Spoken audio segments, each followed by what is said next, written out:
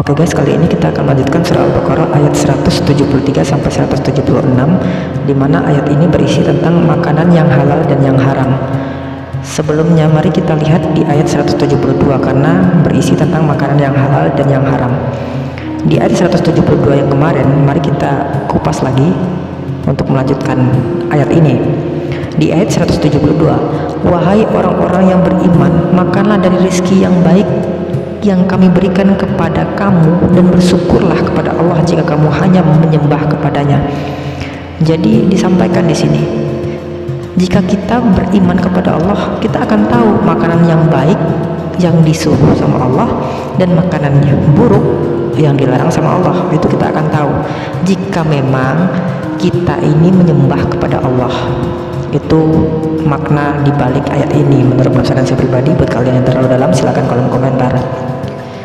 Lalu di ayat 173, sesungguhnya dia hanya mengharamkan atasmu bangkai, darah, daging babi, dan daging hewan yang disembelih dengan menyebut nama selain Allah. Tetapi barang siapa terpaksa memakannya bukan karena menginginkannya dan tidak pula melampaui batas, maka tidak ada dosa baginya. Sesungguh Allah Maha Pengampun, Maha Penyayang. Menurut penafsiran saya pribadi, di ayat 173 ini secara tegas Allah itu hanya mengharamkan atasmu, pertama bangkai, kedua darah, ketiga daging babi, keempat daging hewan yang disembelih tanpa menyebut nama Allah. Itu intisari di ayat ini. Itu menurut penafsiran saya pribadi. Lalu kenapa kok seakan-akan di sini disebutkan daging yang halal itu bisa menjadi haram apabila tidak menyebut nama selain Allah? Misalnya daging kambing, kita menyembelih daging tanpa menyebut nama Allah, itu menjadi haram meskipun daging itu halal.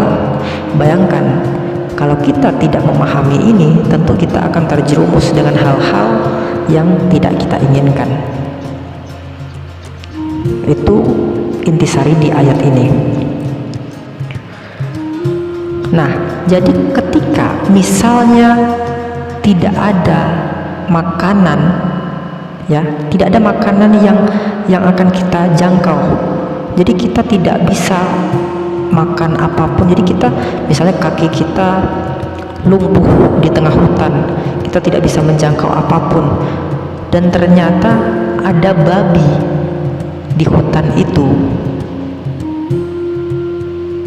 menjadi halal atau diperbolehkan karena dalam keadaan kita itu genting.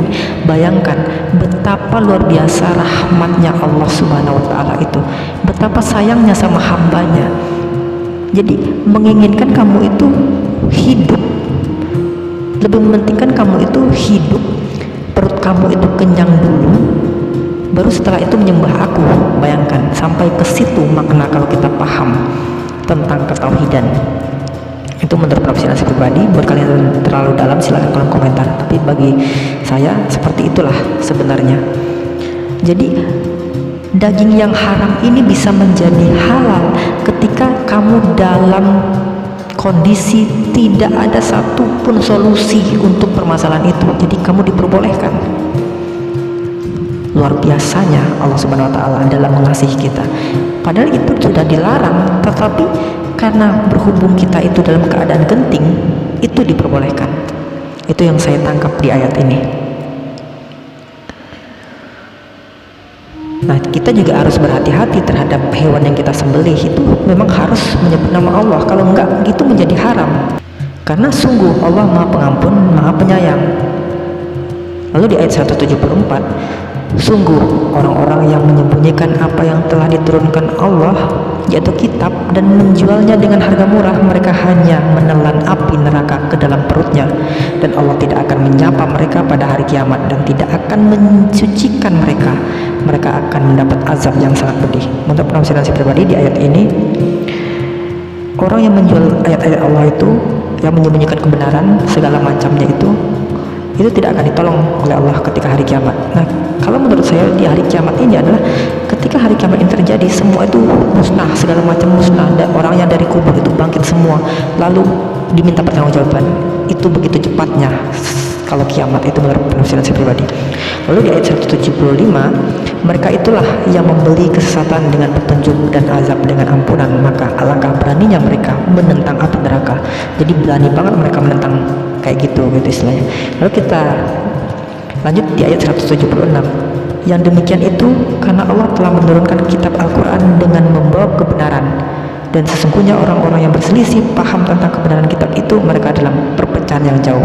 Jadi kalau kita memperselisihkan kitab Al-Quran ini, memarahi Al-Quran ini, berarti mereka sudah menjauhkan diri dari kebenaran Allah Subhanahu wa taala. Itu menurut penafsiran saya pribadi. Buat kalian yang terdalam, silakan kolom komentar.